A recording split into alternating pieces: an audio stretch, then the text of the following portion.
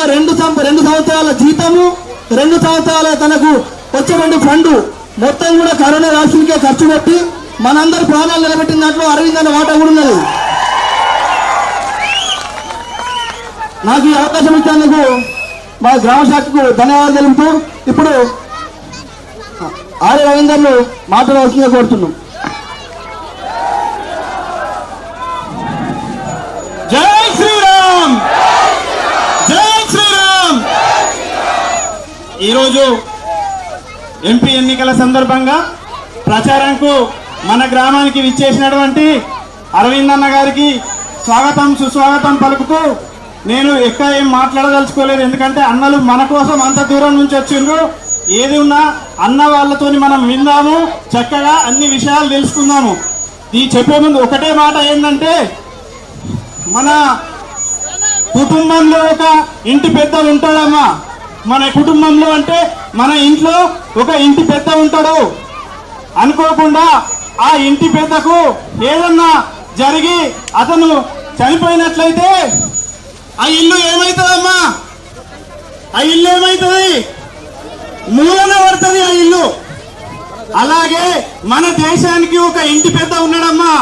మన దేశానికి ఎవరున్నారు? మోదీ గారు ఇంటి పెద్ద ఉన్నారమ్మా. అట్లాంటి మోదీ గారు 73 ఏళ్ల వయసులో ఈ 44-45 డిగ్రీల ఎండలో మన కోసము ప్రతిరోజు 18 గంటల పని చేస్తున్నారమ్మా. 18 గంటల పని చేస్తున్నారమ్మా. అలాంటి మోదీ గారిని ఎన్నో కుట్రలు చేస్తా ఉన్నారు మోదీ ప్రభుత్వం విషయంలో. మరి రాముణ్ణి అడిగి రాముని పేరు చెప్పి ఓట్లాడుకుంటా అంటున్నారు. దుర్మార్గులారా, 70 ఏళ్ళు మీరు ఏం చేసిండ్రా నాయన? రాముని కూడా ఎందుకు కట్టలేరు? మీరు చేసి అడిగేది ఉండే, ఆ విషయం పక్కన వేయడం. అయితే ఇంటి పెద్దకు ఏదన్నా అంటే మనము ఇప్పుడు మోదీజీ గారికి కమలం పువ్వు గుర్తుకు ఓటు వేసుకోనట్టయితే ఏమైతుందమ్మా? మన దేశం మూలన పడే అవకాశం ఉన్నది. కాబట్టి మనం అందరము ఏ విధంగా మూలన పడుతుంది? పైన పాకిస్తాన్ వాడు ఉన్నాడు, ఇటు పక్కన చైనా వాడు ఉన్నాడు, అటు పక్కన బంగ్లాదేశ్ వాడు ఉన్నాడు. దేశాన్ని విచ్ఛిన్నం చేసేందుకు, కుట్రలు చేసేందుకు, దేశాన్ని సర్వనాశనం చేసేందుకు సిద్ధంగా ఉన్నారు. కాబట్టి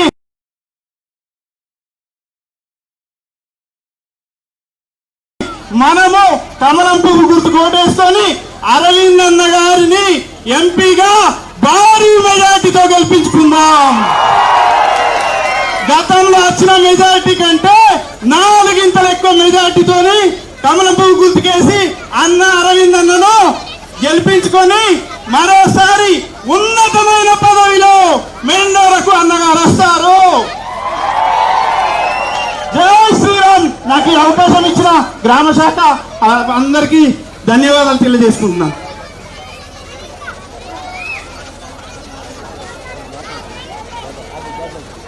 ఇప్పుడు మన నియోజకవర్గ ఇన్ఛార్జి డాక్టర్ మల్లికార్జున రెడ్డి గారిని మాట్లాడవలసిందిగా కోరుతున్నాము. జై శ్రీరామ్. సోదరులందరికీ ఒక్క నిమిషం ఆగుంది. తల్లుళ్ళగా మీరు కూడా 2 చేతులు లేపి జై శ్రీరామ్ అనుంది. ఇది పార్టీ నినాదం కాదు. హిందూ అన్నులు ప్రతి ఒక్కళ్ళు రాముడి పేరు తీసుకోవాలి, తప్పు లేదమ్మా. జై శ్రీరామ్, జై శ్రీరామ్. అమ్మా ఎలక్షన్లు వచ్చినాయి, 4 పార్టీకి వెళ్ళి 4 వచ్చి అడుగుతారు మాకు ఓట్లేరు, మాకు ఓట్లేరు, మాకు ఓట్లేరు. మీరు అందరు మాటలు ఇండిపోతారు తల్లి. మేము ఇక్కడికి ఓట్లేమని అడుగుతందుకు రాలేదమ్మా. మేము ఇక్కడ మీ బాధ్యత గుర్తు చేసేందుకు వచ్చినాం. దయచేసి ఒక్క విషయం గుర్తుంచుకోండి. ఎక్కువసేపు మాట్లాడా. ఎంపీ గారికి నిజామాబాద్లో ఇంకో మీటింగ్ ఉన్నది, వెయిట్ చేస్తున్నారు. తల్లి, మన కరోనా వైరస్ వచ్చినప్పుడు ఊర్లో పిట్టల మంది రాలిపోతుంటే వ్యాక్సిన్ ఎవరు పంపించారు తల్లి? ఎంత తీసుకున్నారు వ్యాక్సిన్కి? ఒక్క పైసా తీసుకోకుండా వ్యాక్సిన్ ఇచ్చిండ్రమ్మా. నీ కులం ఏంది అడగలే, నీ మతం ఏంది అడగలే, నీ వయసు ఏందని అడగలే. ఫ్రీగా వ్యాక్సిన్లు ఇచ్చిండు మోడీ. సగం మంది తిండి లేక కూడా పోయినరు ఆ కాలంలో. వాళ్ళకి బియ్యం ఎవరు ఇచ్చిండ్రమ్మా? ఏమన్నా పైసలు తీసుకున్నాడా? ఫ్రీగా ఇచ్చి మళ్ళా 5 సంవత్సరాల వరకు ఫ్రీగా ఇస్తా అని చెప్పిండు. అవునా కాదా? అది కూడా కాకుండా జేబుల ఖర్చు కోసం 1500 రూపాయలు పైసలు కూడా ఇచ్చిండమ్మా. ఇచ్చిండా లేదా తల్లి? మనకి ఇంత సహకారం చేసినందుకు మనం నరేంద్ర మోడీ గారికి ఓటు వేసుకోవాలి. అది మన బాధ్యత. ఈ బాధ్యత మాకు తెలుసు, మీకు గుర్తు చేసేందుకు వచ్చినామమ్మా. దయచేసి ఇక్కడున్న ప్రతి మహిళ మోడీ కార్యకర్తగా, మీరందరూ నరేంద్ర మోడీ పిల్లలే, మాలాగానే మీరు కూడా 10 మందికి చెప్పి ఓట్లు వేపియాలి. రేపు తప్పకుండా ఓట్లు వేయించి మనం నరేంద్ర మోడీని గెలిపించుకుంటే రేపు ప్రొద్దున మంచి చేయాలన్న ఆలోచన రాజకీయ నాయకులకు ఉంటుంది తల్లి. ఈ ధైర్యం మందికి ఉండాలంటే మీ ఓట్ల అవసరం ఉన్నది. మన అవసరం ఉన్నప్పుడు మోడీ వచ్చిండు, ఈరోజు మోడీకి మన అవసరం ఉన్నది, మనం చేయాలి. ఇక నా పక్కన నిలబడ్డ మన ఎంపీ ధరంపురి అరవింద్ 40 ఏళ్ళ వయసులో ఎంపీ అయిండు. పిల్లగాడితో ఏం కాదనుకున్నారు, పసుపు బోర్డు తెస్తా అన్నాడు. ఆయన పసుపు బోర్డు తెస్తా అని మాట ఇచ్చిన రోజు మంది నవ్విండ్రు. కాంగ్రెస్ వాళ్ళు, టీఆర్ఎస్ వాళ్ళు ఏ సాధగా ఇంత ఏమవుతుంది అనుకున్నారు. కవితతోనే కాలే, ముఖ్యమంత్రి బిడ్డ కవితతోనే పసుపు బోర్డు తెచ్చుడు కాలే, ఈయనతో ఏమవుతుంది అనుకున్నారు. పసుపు బోర్డు వేలే, నరేంద్ర మోడీని మన జిల్లాకి తీసుకొచ్చి ఆయనతోని పసుపు బోర్డు ఇప్పించిండు మనకు.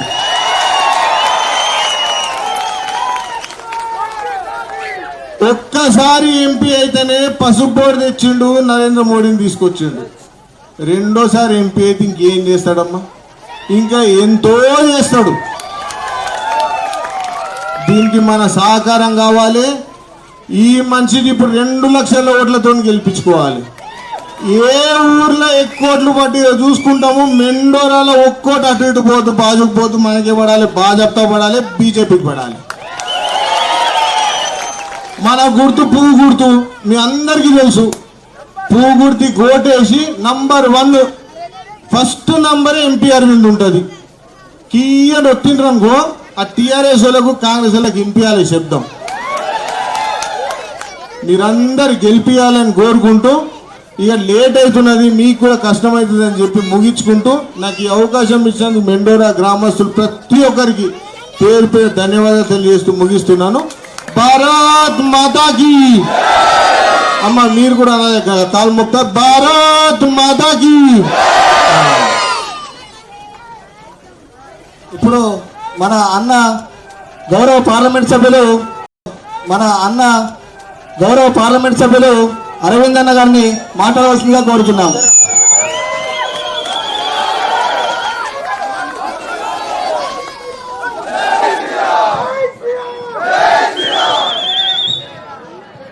అమ్మా, అందరికి అక్షంతలు వచ్చినాయి. ఇంటికి రాముల వారి ఆశీర్వాదం వచ్చిందా? ఓళ్ళకి వచ్చిందా? జర చేతులు ఎత్తేసి ఒక్కసారి జై శ్రీరామ్, జై శ్రీరామ్, జై శ్రీరామ్. భారత్ మాతాకి, భారత్ మాతాకి.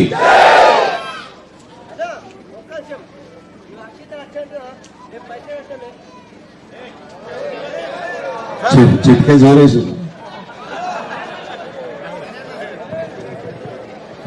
అమ్మ అందరు బాగున్నారా? నా లాస్ట్ ఈ ఎలక్షన్ లా ఇది లాస్ట్ పబ్లిక్ మీటింగ్. దీని తర్వాత ఇక మన ఒక కుల సంఘ మీటింగ్ ఉన్న నిజామాబాద్, అంతే. ఇదే లాస్ట్ మా అక్క చెల్లెల అన్నదమ్ముల మధ్య జరుగుతున్న మీటింగ్ ఇదే మెండోరాల. ఇంత పెద్ద సంఖ్యలో వచ్చినందుకు అన్నదమ్ములకు అక్క చెల్లెలందరికీ నమస్కారాలు తెలియజేస్తా ఉన్నా. ఇప్పటి వరకు నా సోదరులందరూ మాట్లాడుకుంటా నరేంద్ర మోడీ గారి ఎన్నిక ఇదేమి పంచాయతీ ఎలక్షన్ కాదు, ఏది చిన్న చిత్క ఎలక్షన్ కాదు. ఇది నరేంద్ర మోడీ గారి ఎన్నిక. దేశ భద్రత, ధర్మ సంరక్షణ కోసం జరుగుతున్న ఎన్నిక. ఇవాళ అభివృద్ధి కార్యక్రమాలు 10 సంవత్సరాల నుంచి అనేక కార్యక్రమాలు నరేంద్ర మోడీ గారు చేస్తా ఉన్నారు. మహిళలు పెద్ద సంఖ్యలో ఇక్కడ ఉన్నారు. మీ అందరికీ మహిళా సంఘాలల్లో లోన్లు ఉంటాయి. ఆ లోన్లల్లా ఉన్నాయి కదమ్మా, లోన్లు ఉన్నాయి కదా. ఆ లోన్లు ప్రతి రూపాయి కూడా నరేంద్ర మోడీ ఇచ్చిండు. 5% వడ్డీ రాయితీ కూడా నరేంద్ర మోడీ ఇస్తున్నాడు. 4% రాష్ట్ర ప్రభుత్వం ఇస్తలేదు కాబట్టి మీకు పావుల వడ్డీ ఆగిపోయింది అనేక సంవత్సరాల నుంచి. రాష్ట్ర ప్రభుత్వం బాధ్యతలు సరిగా చేస్తలేదు. కేసీఆర్ సర్కార్కి వెళ్ళి ఇవాళ కాంగ్రెస్ కూడా మనందరికీ ఫ్రీ రేషన్ 4 ఏళ్ల నుంచి నరేంద్ర మోడీ ఇస్తున్నాడు. ఇంకా 5 సంవత్సరాలు ఫ్రీ రేషన్ ఇస్తా అన్నాడు.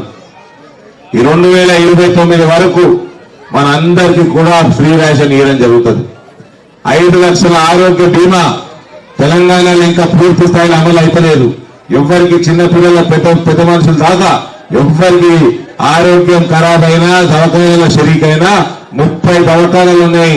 నిజామాబాద్ లా ఆయుష్మాన్ భారత్ కింద 5 లక్షల రూపాయలు ప్రతి సంవత్సరం ఆరోగ్య బీమా నరేంద్ర మోడీ బిల్లు కడతాడు.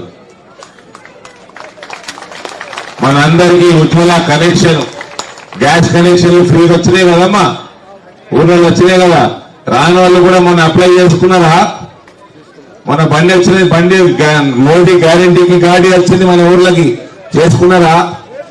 చేసుకోని వాళ్ళు కూడా ఎలక్షన్ కాగానే నా కార్యాలయం ద్వారా చేసుకొని నేను డీటెయిల్స్ తెప్పిస్తా. 2 నెలల లోపల, 1-2 నెలల్లో మీ అందరికి గ్యాస్ కనెక్షన్లు వస్తాయి. లిమిట్ లేదు, ఎందరికైనా ఇస్తారు. ప్రతి సిలిండర్ మీద 350 రూపాయలు సబ్సిడీ ఇస్తారు.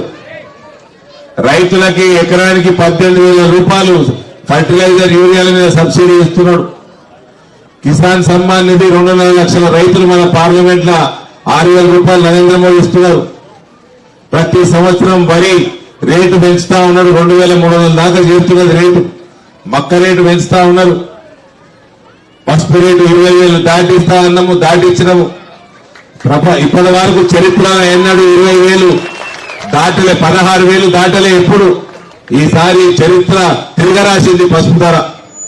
పసుపు బోర్డు 40 ఏళ్ల చిరకాల వాంఛ పసుపు రైతుల ఎన్నిసార్లు రోడ్డెక్కిండ్రు, ఎన్నిసార్లు ధర్నాలు చేసిండ్రు, ఎన్నిసార్లు ఉద్యమాలు చేసిండ్రు. ఇవాళ పసుపు బోర్డు ఇందూరు గడ్డ మీదకి వచ్చింది.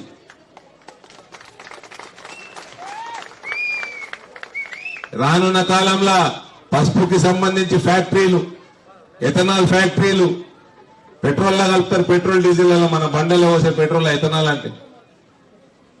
మక్కకి సంబంధించిన ఫ్యాక్టరీలు, వరితో ఎథనాల్ తయారైతుంది. చెరుకు ఫ్యాక్టరీలు, ఇవన్నీ మనం తెచ్చుకొని వేల సంఖ్యలో ఉద్యోగ అవకాశాలు పెంచుకోవాలి. ఇవన్నీ అవినీతి లేనప్పుడే సాధ్యమవుతుంది. అవినీతి పరులు ఇక్కడ ప్రభుత్వాలలో ఉంటే సాధ్యం కాదు. భారతీయ జనతా పార్టీలో ఎవ్వరు కూడా అవినీతి పరులు ఉండరు. 5 ఏళ్ల నుంచి మీ ముందర ఎంపీ ఉన్నా ₹1 అవినీతి ఆరోపణ నా మీద లేదు. ఒక ల్యాండ్ కబ్జా లేదు. ఒక ఉసుక మాఫియా చేస్తా అని లేదు. ఉసుక దందా చేస్తా అని లేదు. మొరం దందా చేస్తా అని లేదు. మనము నరేంద్ర మోడీకి భక్తులుగా రాజకీయాల్లోకి వచ్చినాము. నరేంద్ర మోడీ చేస్తున్న దిశానిర్దేశంలో మనం పనిచేసుకుంటాం. నేను గల్ఫ్ కార్మికులకు మాటిస్తా ఉన్నా, ఈ రానున్న 5 సంవత్సరాలు ఇటువంటి వ్యవసాయ ఆధారిత పరిశ్రమలు పెంచి, వ్యవసాయానికి సంబంధించిన ఇన్ఫ్రాస్ట్రక్చర్ పెంచి, జక్రాన్పల్లిలో ఎయిర్పోర్ట్ తొందరగా స్టార్ట్ చేయించుకొని మనకు అనేక కొత్త రైలు మార్గాలు కూడా మొదలవుతున్నాయి. అవన్నిటి ద్వారా రేపు ఏ పసుపు ఎగుమతి అయినా, ఏ ఇక్కడ పండించే ఏ పదార్థమైన ఎగుమతి అయినా డైరెక్ట్ ఇందూరు గడ్డ మీదకి వెళ్లి ఎగుమతి అయ్యేటట్టు డ్రై పోర్ట్ మన ప్రాంతంలో తీసుకొని వస్తాము. ఇవన్నీ ఒక ప్రణాళికాబద్ధంగా నరేంద్ర మోడీ గారి దిశానిర్దేశంలో మనం ఇక్కడ చేసుకుంటే సుమారు 30,000 ఉద్యోగాలు మనకు క్రియేట్ అవుతాయి. మన అన్నదమ్ములు గల్ఫ్ దేశాలలో దుబాయ్, మస్కట్ మొకాన ఉన్నారు. అందరు కూడా తమ పిల్లల దగ్గరకు వస్తారు, భార్య తల్లిదండ్రుల దగ్గరకు వస్తారు. ఇవాళ 52 డిగ్రీలలో వాళ్ళు పాపం అక్కడ పోయి పనిచేస్తా ఉన్నారు. వాళ్ళతో కూడా కాంగ్రెస్ వాడు రాజకీయం చేస్తున్నాడు.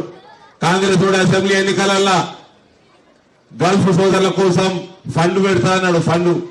రూపాయి ఫండ్ పెట్టలేదు. కానీ ఇప్పుడు పార్లమెంట్ ఎలక్షన్లు వచ్చేసరికి గల్ఫ్ బోర్డు తెస్తా అంటున్నాడు. వాళ్ళ దేశానికి సంబంధించిన కాంగ్రెస్ పార్టీ ఎన్నికల ప్రణాళికల గల్ఫ్ బోర్డు లేదు. వీళ్ళు చెప్తున్నారు గల్ఫ్ బోర్డు ఇస్తామని. మరి ఈ రాష్ట్ర ప్రభుత్వం గల్ఫ్ బోర్డు ఇచ్చేటట్టయితే దేశానికి సంబంధించి ఎన్నికల్లో ఓట్లేటి కలుగుతుంది. అసలు మన అందరినీ మోసం చేసే చరిత్రనే కాంగ్రెస్ పార్టీ చరిత్ర. ఇక్కడ కూర్చున్న అక్క చెల్లెలందరినీ మోసం చేసిండు. మీకు 2,500 మహాలక్ష్మి వచ్చిందా? 4,000 పెన్షన్ వచ్చిందా? 5 లక్షల గృహలక్ష్మి వచ్చిందా? ఇంకోటి ఏంది, పెళ్ళైతే కళ్యాణ లక్ష్మి వచ్చిందా? తులం బంగారం వచ్చిందా?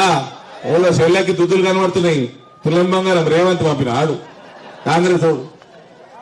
మిమ్మల్ని మోసం చేసినోడు ఎక్కువ రోజులు ఉంటాడా? పదవిలో ఉంటాడా? మీరందరూ రామునికి మొక్కే వాళ్ళు ఓళ్ళు చేతులు ఎత్తుర్రవా?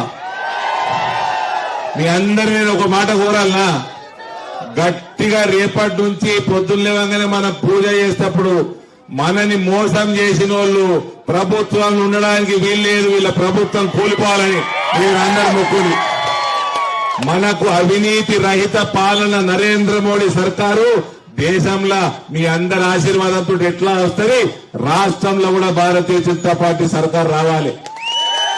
అయితేనే మన ప్రాంతాలు బాగుపడతాయి, మన పిల్లగాళ్ళు ఊళ్ళో తేడార్లలో ఉన్నారు వాపసు వస్తారు. లేకపోతే ఈ వలసలు ఆగవు, లేకపోతే మన బతుకులు మారవు.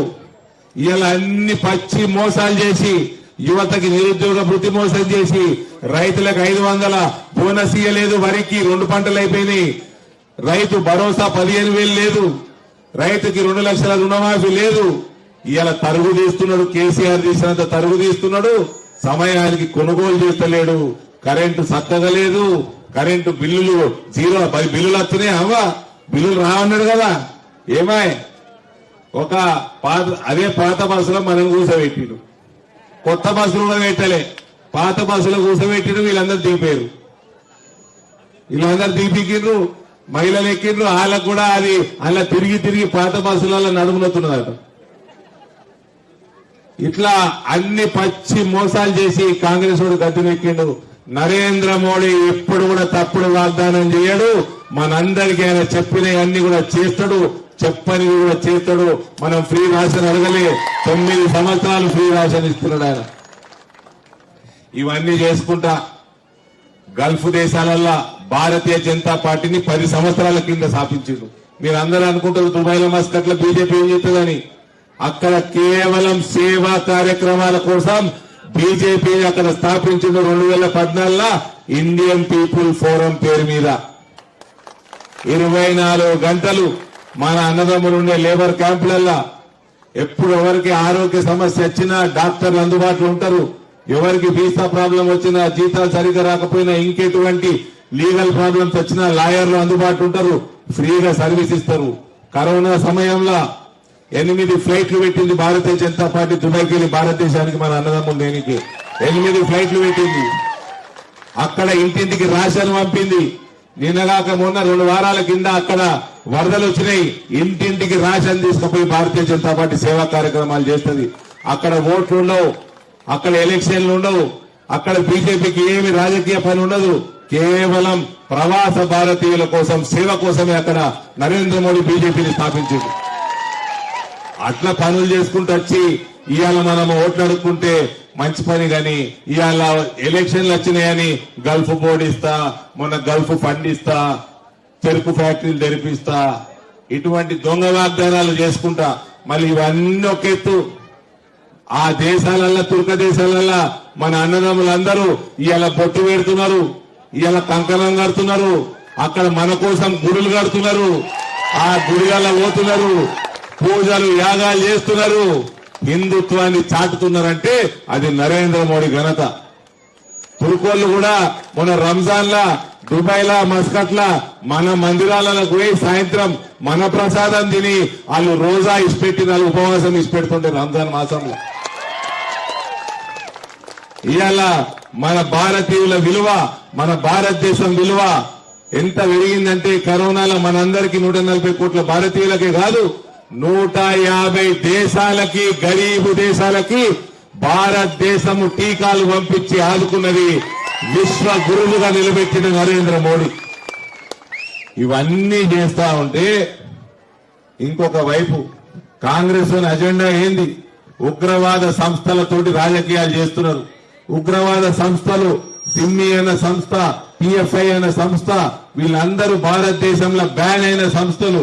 ఐఎస్ఐఎస్, తాలిబాన్ తీవ్రవాదులతో సంబంధాలున్న సంస్థలు, ఉగ్రవాద సంస్థలని భారత ప్రభుత్వం ఎన్నడో వీళ్ళకి ముద్రేసింది.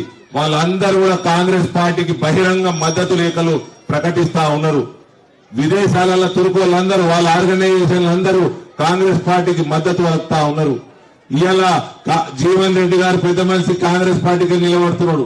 నిన్నగాక మొన్న హిందువులకి పౌరసత్వం ఇచ్చే సిటిజన్షిప్ అమెండ్మెంట్ యాక్ట్ కి వ్యతిరేకంగా తుర్కోళ్లతోటి ఉగ్రవాదులతోటి కలిసి ఆయన ధర్నాలు చేసిండు హిందువులకు వ్యతిరేకంగా. ఇప్పుడు ఎలక్షన్లు వస్తున్నాయని సపోర్ట్ చేస్తలేడు. రేపు మే 13 కాగానే మళ్ళా మొదటికొస్తాడు, హిందువులకు వ్యతిరేకంగా చేస్తాడు. తుర్కోళ్ళకి మనకి పౌరసత్వం ఇయ్యొద్దట, కానీ బంగ్లాదేశ్ కి వచ్చిన తుర్కోడికి, మయన్మార్ కి వచ్చిన తుర్కోడికి, రోహింగ్యాలకి వాళ్ళకి పౌరసత్వం ఇయ్యాలంట. ఏం చేయదలుచుకున్నారు హిందువుల్ని? ఏం చేయదలుచుకున్నారు? హిందువులు ప్రశ్నిస్తే జవాబు లేదు. మీ స్టాండ్ ఏంది? సిటిజన్షిప్ అమెండ్మెంట్ యాక్ట్ మీద మీ స్టాండ్ ఏంది? బంగ్లాదేశ్ రోహింగ్యా తుర్కోల్ని బయటకు వెళ్ళగొట్టి నేషనల్ రిజిస్టర్ ఆఫ్ సిటిజన్స్ మీద మీ స్టాండ్ ఏంది? రేపు ఈసారి ఎన్నికల మన సంకల్ప పత్రంలో యూనిఫామ్ సివిల్ కోడ్, ఒక్క దేశం ఒకటే చట్టం మేము పెడతామని నరేంద్ర మోడీ మనకు వాగ్దానం చేస్తున్నాడు. దాంతో జనాభా నియంత్రణ అవుతుంది. రెండో విషయము, ఒక్క మొగుడికి ఒకటే పెళ్ళాం ఉంటది. ఆ తుర్కోళ్ళైనా తెలుగులైతే మనకు ఒకటే పెళ్ళాం ఉంటది, కానీ తుర్కోళ్ళకు కూడా ఒకటే పెళ్ళాం ఉంటది. పొద్దున ఎవరి ముఖం చూసిపోతారో మళ్ళా సాయంత్రం అదే ముఖం చూడాలి. బురకా లేకుండా బురకా తీసి చూసినా గదే ముఖం కనబడుతుంది. రెండో పెళ్లి లేదు, మూడో పెళ్లి లేదు, నాలుగో పెళ్లి లేదు. ఓదన్నా తుర్కోలు ఉంటే చెప్తున్నా, జూన్ 4 లోపల రెండో పెళ్లి చేసుకుంటే చేసుకొని దాని తర్వాత చేసుకొని ఎరిగా.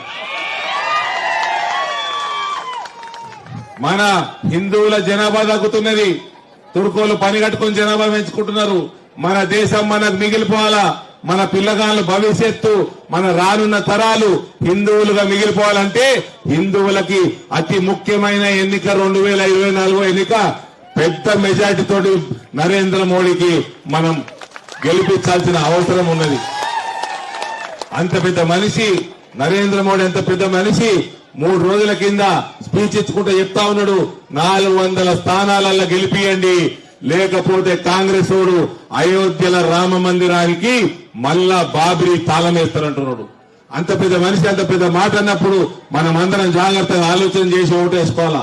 500 సంవత్సరాల తర్వాత, సుదీర్ఘ పోరాటం తర్వాత భారతీయ జనతా పార్టీ అనుబంధ సంస్థలు, కార్యకర్తలు, వేలాది మంది త్యాగాల తర్వాత మనకి శ్రీరాముల వారు అయోధ్యలో వచ్చి జనవరి 22 నాడు భారతదేశంలో రామరాజ్య స్థాపన జరిగింది.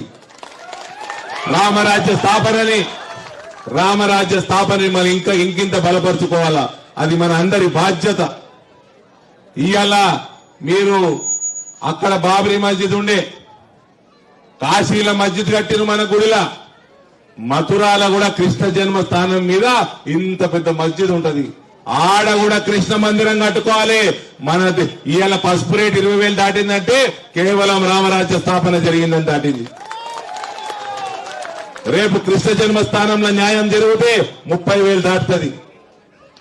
ఇది మన ధర్మాన్ని రక్షిస్తే ధర్మం మనని రక్షిస్తుంది. కాబట్టి మనమందరం వేరే ఆలోచన లేకుండా, మరోసారి మోసపోకుండా రాజకీయ పార్టీలతోటి మనం చాలా జాగ్రత్తగా ఆలోచన చేసి మే 13 నాడు పొద్దున్నే 7 గంటలకి మనం పోలింగ్ బూత్ కు పోయి మనం కమలం పువ్వు మీద ఓటేసుడే కాదు, మన బంధువులు, మన అన్నదమ్ములు, మన పెద్దలు అందరితోటి మన ఓటు వేపియాలా. ఎన్ఆర్ఐ సోదరులని నేను చేతులు జోడించి రిక్వెస్ట్ చేసుకుంటా ఉన్నా, దయచేసి మనల్ని అందరితోటి పెద్ద మెజార్టీ తోటి నరేంద్ర మోడీని గెలిపించాల్సిందిగా నేను కోరుకుంటా ఉన్నా. ఇంత పెద్ద సంఖ్యలో బంగ్లాల మీద కూడా రామభక్తులు, బంగ్లా కింద రామభక్తులందరూ, మహిళలందరూ రామభక్తులు. ఇక్కడ ప్రతి ఒక్కరికి కూడా నేను మన గ్రామంలో ఇంత బ్రహ్మాండమైన మీటింగ్ ఆర్గనైజ్ చేసినందుకు నా కార్యకర్త సోదరులకు కూడా నేను చేతులు జోడించి ధన్యవాదాలు తెలియజేస్తా ఉన్నా. మనదంతా మోడీ కుటుంబం. అబ్కి బార్ फिर एक बार भारत माता की రేషన్ కార్డులు లేవు నాకు తెలుసు. రేషన్ ఫ్రీగా ఇస్తున్నాడు మోదీ. ఇక్కడ కాంగ్రెస్ వాడు రేషన్ కార్డు ఇస్తలేడు. రేషన్ కార్డు తోటి ప్రతి కేంద్ర ప్రభుత్వ పథకం లింక్ అయి ఉన్నది. ఈ ఎలక్షన్ అయిపోయినాక కాంగ్రెస్ ప్రభుత్వం మెడలు వంచైనా సరే మెడలు విరిచైనా సరే 3 నెలల లోపల ప్రతి రేషన్ కార్డు మీకు వచ్చేటట్టు చేస్తాం. ప్రతి రేషన్ కార్డు మీకు వచ్చేటట్టు చేస్తాం. ఈ దండలతోమ్మా మన బీజేపీలు సింపుల్ గా బతకాలి. దండలు గిండలు లేవు, పుస్తకాలు ఉంటే తెచ్చి పిల్లగాళ్ళకి ఇస్తాం.